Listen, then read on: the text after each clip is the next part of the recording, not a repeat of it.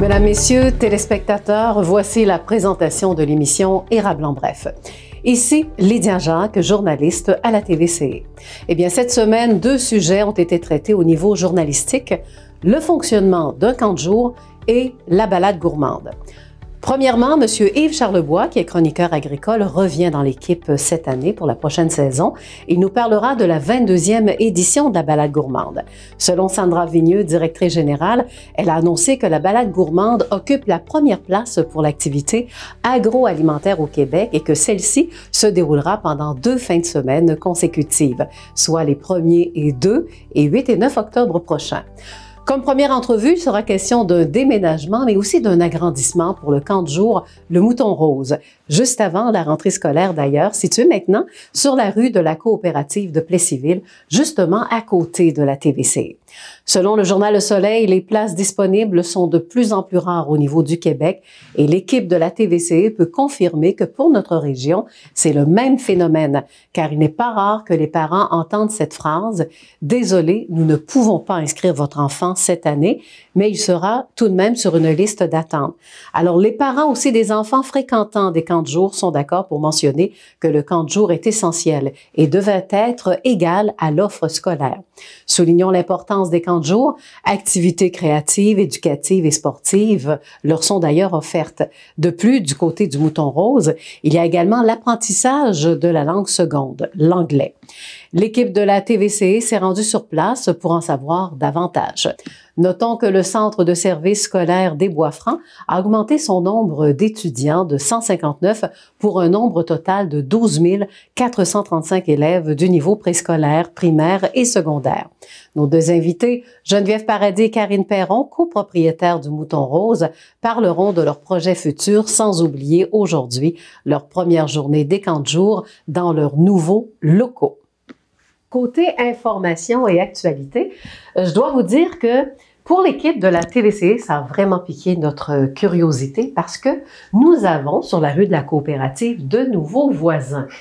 Qui sont ces voisins? Ils sont tout petits, ce sont des enfants et je suis tellement heureuse parce que moi dans la vie, je n'ai pas pu avoir d'enfants et je rêve toujours d'être entourée d'enfants et là, mon rêve vient de se réaliser grâce à mes invités et aussi leur fameux camp de jour. Je vous les présente. Il s'agit de Madame Geneviève Paradis. Bonjour Geneviève. Allô. Et également Karine Perron. Bonjour Karine. Bonjour. Là, c'est vrai que pendant tout l'été, depuis que vous avez acheté donc la bâtisse, ça fait beaucoup jaser à Plessisville. Alors, racontez-moi un peu comment on arrive à se dire, et même de devenir co-associé, copropriétaire, comment on construit son rêve, parce que c'était le rêve des deux, de lancer comme ça un camp de jour. Mm-hmm. Oui? Bien, en fait, oui et non, parce que dans le fond, moi puis Geneviève, on s'est rencontrés en septembre dernier, parce que sa fille, elle a eu une place à la dernière minute dans mon milieu à la maison. Puis mon rêve, moi, là, ça faisait longtemps que j'en parlais. Je voulais agrandir, je voulais que ça devienne plus grand. Puis finalement, ben parle, j'en jase avec Geneviève, ça devient une amie, ça, de fil en aiguille. Et là, ben, elle parle qu'elle veut s'associer avec moi puis qu'on développe ça ensemble. Alors, ça s'est passé comme ça. Mais j'aimerais ça que tu me racontes quand même cette histoire-là, Geneviève, parce que vraiment, chercher une place pour son enfant, c'est compliqué aujourd'hui. Ça se fait pas en claquant des doigts. Faut faire des recherches. C'est ça. Moi, j'étais déjà chanceuse parce que j'avais un milieu de garde quand même pour mes 3 enfants à la même place. Fait que j'étais vraiment chanceuse là-dessus. Mais je voulais que mon enfant se développe là plus. Fait que quand j'ai su qu'il y avait ce service-là à Plessisville, ben j'ai tenté ma chance, mais les inscriptions étaient déjà en branle depuis longtemps. Donc Karine m'a dit ben je te mets sur ma liste d'attente, on va voir. Puis justement à la dernière minute là, ma fille elle a eu une place. Là. Et quelle joie et quel bonheur. Ouais. Bon. Ouais. Et là, vous vous êtes dit, ben, un instant, moi, j'ai mes 3 enfants, mes enfants sont bien placés. Et là, pourquoi devenir copropriétaire? Parce que vous aviez quand même un travail probablement avant, là. Oui, c'est ça. Ben moi, j'ai toujours été en loisir, fait que ça fait plus de 14 ans de camp de jour officiellement que je fais. Au municipal, faut le mentionner aussi, hein, oui, c'est ça. au municipal. Et ça fait 7 ans là, que j'étais plus dans les organisations de loisirs, là, côté coordonnatrice des loisirs là, en municipal. Oui, et vous avez une formation aussi là-dedans, là, une experte, là. Oui, une formation en loisirs, là, 3 ans là, au Cégep du Vieux-Montréal. Oui. Et pensiez-vous, à l'époque, que suivre cette formation-là vous amènerait à être copropriétaire d'un camp de jour? Ben non, mais moi mon rêve ça a été toujours d'avoir ma propre entreprise, mais c'était d'un centre d'amusement intérieur justement et de faire un camp de jour là-dedans l'été là. Fait que c'est un petit peu dans le même rêve là que je suis en ce moment, mais je suis chanceuse parce que j'ai une bonne personne avec moi là. Dans ce cas-là, on va parler de ton côté, Karine, parce que tu as quand même une expertise, ça fait des années. Ça a commencé comment, toi, de t'occuper des enfants? En fait, moi, je suis déménagée à Plessisville en 2013 à cause de mon conjoint. Puis, j'ai travaillé dans les écoles parce que j'ai une formation, j'ai un bac en enseignement au primaire. J'ai travaillé dans les écoles, j'ai eu des contrats. J'étais quand même, je me promenais quand même avec beaucoup d'enfants. Puis, Lauralie, ma plus vieille, elle a eu une place à la dernière minute aussi avec Sylvie Marcoux qui avait ça avant le Mouton Rose. Puis quand que Sylvie m'a dit que c'était la dernière année qu'elle opérait le Mouton Rose, ben on s'en est comme parlé un peu. Puis ça m'a comme sonné une cloche en lui disant, mais tu sais, je pourrais reprendre le service, puis tu sais, faire continuer dans le temps, mettons. Puis avec Sylvie, ça a super bien été, tu sais, c'est une bonne nouvelle. Fait que c'est comme ça que j'ai repris le Mouton Rose. Oui, donc ça fait combien d'années que ça existe, le Mouton Rose? Sylvie, environ 25 ans, c'est pas plus, là. Donc, c'est une notoriété aussi dans la région, là. Ça fait longtemps qu'on connaît. Et là, pourquoi déménager? Hein? Pourquoi retransformer? Qu'est-ce qui s'est passé? Parce que étiez-vous à la maison? Oui. Je sais pas, oui, vas-y. J'avais mes idées de grandeur, des fois. Vas-y. Ça arrive. Et mes projets. Oui. Ça faisait, tu sais, je savais que j'allais pas rester à la maison tout le temps. Puis justement, quand Geneviève est arrivée, c'est elle qui m'a comme donné, excusez-moi l'expression, mais le guts de me dire, let's go, on y va. Okay. On le fait, on fonce. Puis c'est ça. Ça, c'est en quelle année? Ben, on en a parlé cette année, là. Fait que, cette année 2021. Ben, l'année 2021, mettons. Bon, cette année. Oui. Moi, je vous trouve brave parce que on entend parler, de la crise du logement. Hein, les terrains à vendre diminuent énormément.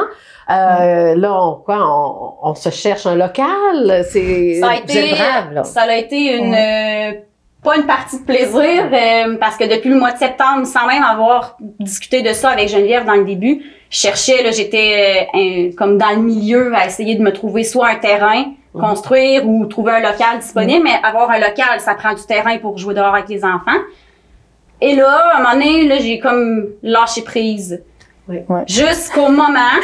Je suis revenue du travail, puis je suis passée devant la bâtisse, justement, puis j'ai vu la pancarte. Je m'en allais chercher ma fille au Mouton Rose cette journée-là.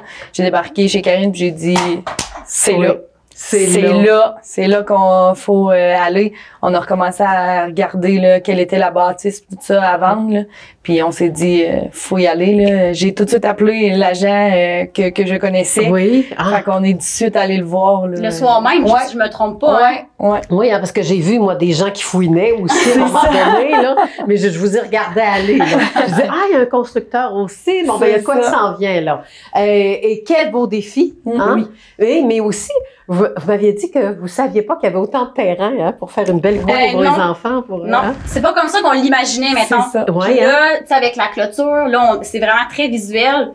Puis on regardait ça tantôt, on était comme, wow, mais quelle fierté, là, de pouvoir offrir autant de terrain, autant de disponibilité, là, c'est vraiment intéressant. Oui. Maintenant, là, vous allez m'expliquer, parce que des fois, moi, j'ai de la misère à démêler tout ça, parce que j'ai pas eu d'enfant, c'est ça. Donc, quand on dit camp de jour ou quand on dit garderie, là, c'est quoi un peu la différence? En fait, un camp de jour, c'est un endroit où est-ce que tu inscris ton enfant. Ça va par bloc de temps de semaine, mettons. À partir de quel âge? À partir de 3 ans. Oui. Puis, tu sais, nous, la tranche d'âge, c'est de 3 à 5 ans. Puis, on les prépare, dans le fond, en anglais. pour la rentrée à l'école, on développe l'autonomie. Ça a vraiment plus rapport côté aussi là, éducatif, loisirs, ludique. Loisirs, oui. Parce qu'on apprend des choses, mais en s'amusant. Fait qu'on a les deux côtés. L'apprentissage, le plaisir. Fait que c'est un beau mix des deux. Oui, puis vous avez quand même une vision à long terme, hein, parce que là, on fait le bloc 1, hein, on va dire qu'on fait un bloc 1, il y aura un bloc 2, peut-être même un bloc 3, là. Alors, racontez-moi un peu les projets, là. Ben, le bloc 1, ça a été vraiment, là, toutes les rénovations, pour qu'on puisse s'installer comme il faut, là, puis pouvoir que les enfants soient bien aussi à l'intérieur, là. Bloc 2, c'est l'ouverture de notre service. Puis, bloc 3. En fait, on pourrait qualifier que là, présentement, on est dans le bloc 3 qui est d'opérer pour, là, le camp de jour. Oui. Qui, par la suite, devenir, là, une école privée, sur. Oui, puis même dans l'enseignement de l'anglais, c'est ça, là, vous allez devenir. Puis, tu sais, aussi, dans nos projets, ce serait aussi de mettre, tu sais, l'espagnol, tu sais, d'amener, là, un autre côté, l'immersion. Oui, puis il y a beaucoup d'immigrants aussi dans la région, là. C'est incroyable. De mettre ça aussi là, pour que les travailleurs étrangers, quand ils viennent ici, ben, qu'ils se sentent bien puis qu'on puisse les intégrer correctement dans la ville aussi. Eh bien, notre équipe s'est déplacée. Hein. Vous avez vu arriver notre équipe, là, Amélie et Dario, qui ont essayé d'interviewer les jeunes. Comment ça s'est passé, cette petite étape-là? Vas-y. Il y en a beaucoup qui étaient gênés, mais on a réussi là, à faire un petit bout de chanson qu'on a appris. Là, Est-ce que ça vous tente? On regarde ça ensemble, les filles. Parfait. Nous nous trouvons devant le camp de jour Mouton Rose, juste à côté de la TVCE. Nous allons demander à des enfants de 3 à 5 ans comment ils ont trouvé leur journée et qu'est-ce qu'ils ont appris en anglais aujourd'hui. OK, on va répondre aux questions. OK? Tu vas bien? Oui. Oui. Est-ce que tu as passé une belle journée au Mouton Rose? Oui. Est-ce qu'il y a une chose que tu as aimée plus que les autres? La caisse. La caisse? La quoi? La quoi? La caisse. La caisse enregistreuse? Oui. Est-ce que tu as appris un mot en anglais? Et c'est quoi? Comment peux-tu répéter? Lunchbox. Fait que ça, c'est une boîte à lunch, hein, lunchbox? Oui. Puis, est-ce qu'il y avait plein de bonnes choses à manger dans ta lunchbox ce midi? C'est quoi que tu as pu manger ce midi? Des bananes. C'est quoi le nom de ton ami? Tu sais plus? Ouais. Back to school. Back to school. Vous avez entendu comment les enfants du camp de jour, le Mouton Rose, ont trouvé leur journée. C'était Amélie Lamontagne pour la TVCE. Ils sont adorables, hein? Les jeunes! Hein? Vraiment, là. Fait que vous avez passé la journée avec ces petits bouts-là. C'est quelque chose, hein? Et c'est le bonheur, on le voit dans votre visage, hein? C'est le bonheur. Vous avez vécu quand même une belle journée, une grande journée. Vraiment. Et il y a une belle équipe autour de vous, hein? Vous avez engagé du monde, là, des enseignants, On a des monitrices. Pour le camp de jour. Puis, sérieusement, ce sont aussi des mamans comme nous. Oui. Fait que, tu sais, on est habitué d'être avec des enfants puis tout ça. Fait que, tu sais, on a trouvé vraiment une belle équipe de travail, des belles collègues de travail.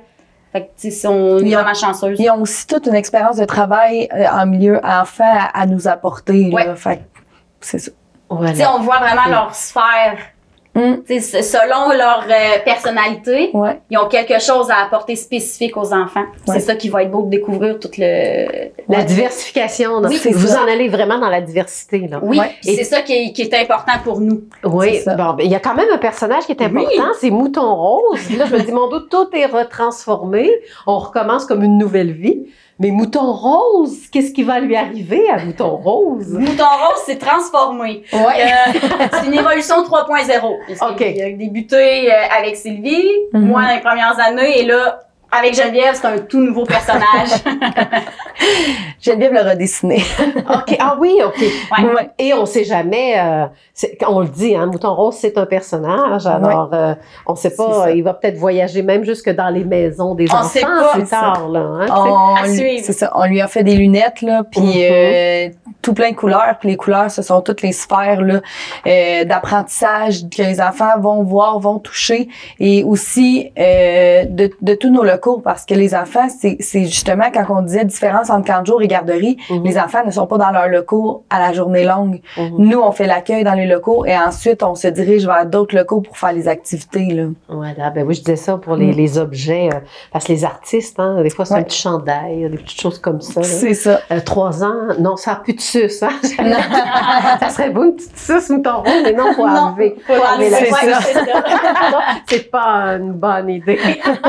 Bon, en guise de conclusion, j'aimerais ça que vous nous laissiez comme un genre de message que c'est tout nouveau, c'est beau, mais il va y avoir une belle continuité. Oui. Puis, vous êtes contente aujourd'hui. Oui, on a beaucoup de projets en tête qu'on veut mettre en place aussi pour le Mouton Rose, autant pour aider les parents que pour donner des activités spéciales aux enfants. Donc, ça va être ça qui va s'en venir. Là, justement, on a une sortie aux pommes là, qui s'en vient, puis d'autres sorties à venir là, vraiment là, pour pouvoir que les enfants ils évoluent puis ils voient d'autres choses que juste les 4 murs d'une garderie toute une journée. C'est ça. C'est important aussi pour les enfants, comme on parle beaucoup comme d'éducation, tout ça, parce que vous avez vraiment un grand rôle à jouer, là. C'est important. Mais on doit aussi dire merci aux parents de leur confiance envers nous. Ça aussi, c'est important parce que sans eux, on serait pas, on serait pas fonctionnel présentement. Puis, tu sais, c'est toute qu'une affaire, là, laisser ton enfant à des gens, là. Fait que on est très chanceuse d'être bien entourée. Oui. Ben, on sait que toi, tu as 3 enfants. Oui. Toi, t'en as combien? J'en ai 5. Elle a 5 enfants. Et oui, ils sont tous à moi. À 3, ça vous fait 8. Oui, on a un groupe à 2. Alors déjà, pour l'expertise, on peut dire que vous l'avez. C'est vraiment ça. Faut surtout pas oublier, c'est très important d'en parler. Je sais que je suis à la dernière minute, mais pour vivre l'immersion, même nous en tant que parents québécois, on veut donner un avenir à nos jeunes. Donc, on veut que ça étudie en plusieurs langues. On parle de trilingue maintenant. Alors, donc, est-ce qu'il reste encore peut-être pour les inscriptions, est-ce qu'il est trop tard? Comment ça fonctionne chez vous? Il reste encore quelques places présentement, soit pour du temps partiel ou du temps plein. Fait que ça, c'est pas un problème là d'intégrer un enfant là, en cours de route là. Il n'y a pas de problème. Ben merci, chère voisine. Puis à un moment donné, ben, je me gênerai pas d'aller faire un petit tour, aller voir un petit bain d'enfants. Ça fait du bien de temps en temps. Bon, on se dit à la prochaine. Oui, merci. Ben bravo, puis une belle continuité dans beaucoup. votre toute nouvelle entreprise.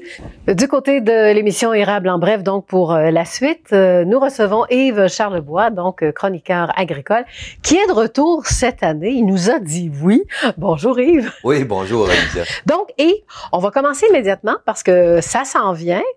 C'est la balade gourmande.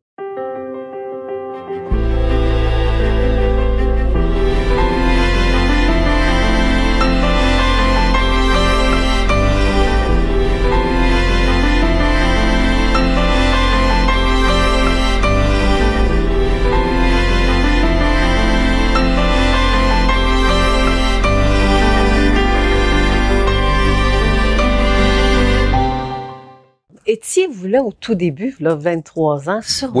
Oui, je me souviens d'être fait un petit tour. J'ai fait souvent des articles là, sur ce sujet-là. Oui, parce que vous étiez journaliste aussi pour différents journaux. Différents journaux.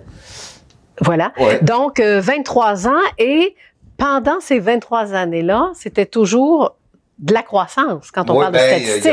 Il y a des gens qui sont arrivés, il y en a d'autres qui ont quitté. Puis ça a commencé par peut-être 2 circuits. Puis là, maintenant, il y a 6 circuits qu'on vous propose. Par contre, vous regardez qu'est-ce qui peut vous intéresser. Fait que vous n'êtes pas obligé de faire le circuit numéro 1, numéro 2, mauve, bleu. Au début, on faisait ça. Hein? Les gens le font, tout dépendant de ce que vous voulez faire. Puis vous avez la liste des producteurs qui sont là. Fait qu'en tout, cette année, depuis ça fait 23 ans, on m'a raconté que c'est l'année la plus prolifique depuis les 23 dernières années. Il y a 130 producteurs en tout genre qui sont répartis sur 39 sites différents. Et quand je dis producteur, c'est soit de l'alimentation jusqu'à l'artisanat. Et parle-moi du concept, hein, parce que c'est quand même important parce qu'on se rend chez les gens. Oui. On se rend chez les agriculteurs. Là. Oui. Ça peut être, vous vous rendez chez un agriculteur ou un point central, là, tout dépendant. Il y a des endroits comme, par exemple, à Saint-Pierre-Baptiste cette année, il va y avoir un point central où il y a 6-7 artisans et producteurs qui se donnent la main à cet endroit-là. Voilà. Alors, ça ressemble, finalement, on prend notre véhicule Oui, c'est ça. et on se promène puis on découvre la région. Probablement, probablement, cette année, normalement, ils le font, là. À partir du Mont-Arthabasca, vous payez un petit montant, puis vous pouvez vous promener avec un autobus, avec un guide. OK. Okay. Fait que vous pouvez laisser votre voiture là et vous pouvez aller vous promener par la suite. Oui, et je me souviens, historiquement, c'était pour faire... on se cherchait une activité pour l'automne. Hein, oui, c'est ça. Avec les belles couleurs automnales. C'est toujours plaisant d'aller se promener puis d'aller voir y rencontrer et manger de la citrouille. Hein, oui, effectivement. C'était aussi dans ce sens-là. Ben, il y avait des ventes de citrouilles. Probablement que à travers toutes les fermes qui sont disponibles cette année, il doit y avoir des gens qui vendent des courges, des citrouilles, des potirons, etc. Ça, c'est ce qui est possible. Le gros attrait de cette affaire-là, c'est que vous pouvez acheter de la nourriture d'un endroit à l'autre, toutes sortes de choses. Ça va être du fromage et du sirop d'érable, de la viande rare. Vous avez du bœuf Highland à un endroit. À un autre endroit, vous avez de l'agneau. De l'agneau, on en trouve du Québec, on en trouve à peu près jamais dans les épiceries conventionnelles. Vous en avez sur toutes les formes, toutes les découpes inimaginables. Il y a plusieurs producteurs d'agneaux. Il y a des producteurs de bovins conventionnels. Il y a du Highland. Ça, Highland, c'est une vache avec des poils longs, avec des cornes. Bon, mais ça, c'est une... Et une viande très, très, très tendre aussi. Oui, absolument. C'est un produit qui est très rare, que vous retrouvez rarement dans les épiceries conventionnelles. Il y en a, exemple, les épiceries biologiques, Avril, dans la région de Montréal. Ils offrent ce genre de produits-là, mais il n'y en a pas. Vous n'en retrouvez pas chez IGA, chez Métro. Donc, la balade gourmande, il n'y a pas de course, là, mais c'est juste qu'on peut faire... son épicerie, c'est vraiment des produits du terroir. Puis on fait connaître nos agriculteurs, nos artisans. C'est un genre de regroupement. Oui, c'est ça. On fait, tu sais, comme je dis, c'est des choses que vous ne voyez pas très souvent ailleurs. Si vous voulez acheter du miel, exemple, il y a plusieurs apiculteurs au circuit. Vous pouvez faire le tour puis acheter un pot chez un et chez l'autre et voir la différence. Oui, même la culture, on montre comment se fait, exemple, la culture, comment on cultive la citrouille, les pommes. C'est ça, il y a même des ateliers aussi pour les enfants, là, entre autres. Là. C'est ça. Mais, un exemple aussi au niveau de l'artisanat, parce qu'il y a des artisans à travers ça. Vous avez à Victoriaville, sur le Rando, il y a une ferme, ils font l'élevage des alpagas. Ça ressemble à des lamas, mais c'est des alpagas. Et on rase ces petites bêtes-là et on fabrique des choses de laine, des gants, des gants, des tuques, des foulards, fait avec de la laine d'alpaga. Et en plus, les bêtes sont vivantes, fait que les enfants peuvent s'amuser avec ces petites bêtes-là. Oui, hein? Et en même temps, puis la laine, c'est tellement chaud, porter d'alpaga aussi, là, pour nos hivers très froids. Mais ce qui est intéressant pour les circuits aussi, vous allez m'en parler parce que, on regarde le programme, là, puis les circuits, il y a c'est par couleur. Ça, c'était pour aider les gens, pour pas que tout le monde arrive en même temps au kiosque numéro 1. Hein? Oui, c'est ça. Puis pourquoi? Puis en même temps, c'est chacune, parce que la région des Bois-Francs, c'était Bois-Francs érables, c'est immensément grand. Ça fait qu'il y a un circuit qui est genre du côté d'Amnord, où il y a une microbrasserie, il y a des producteurs de viande, de légumes à cet endroit-là. Fait qu'on localise les gens là-bas. Ça va jusqu'à Sainte-Séraphine, près de Drummondville, à l'extrémité. On pouvait aller là, à Kings et Falls.